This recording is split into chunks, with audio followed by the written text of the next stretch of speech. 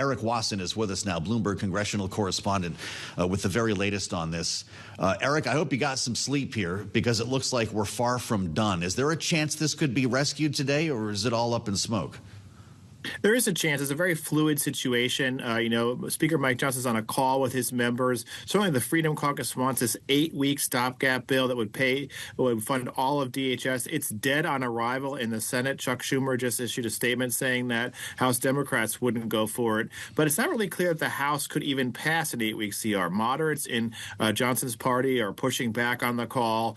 So this is going to be potentially an embarrassing attempt on his part. He had scheduled a press conference at 1 p.m. to announce this plan. That was put off, and we were all told to come back later. So it's a very fluid situation. Certainly, if they stick with this plan, the shutdown would continue. I will note for air travelers, the president did issue or is about to issue an executive order paying TSA agents. So I think, no matter what happens with the House and the Senate this weekend, the airline situation should abate as TSA agents are starting to get paid. It's not a fund. It's a fund about $10 billion. It probably won't pay the full year, but it could last for several months to pay those agents.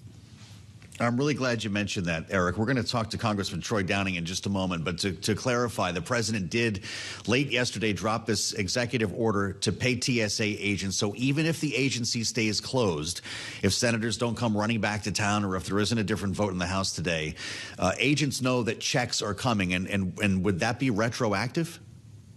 I believe it would be retroactive. It should stop the staffing shortages, the sick outs, and other problems that have caused these massive 3 or 4 hour lines.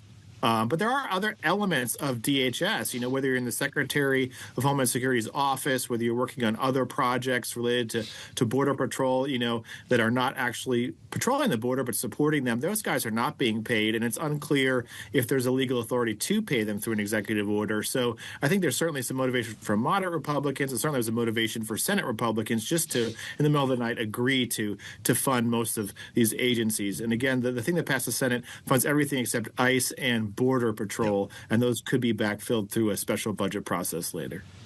Boy, Erik, you've been great. I guess we'll sleep when we die. Erik Wasson reporting for Bloomberg throughout the night on Capitol Hill.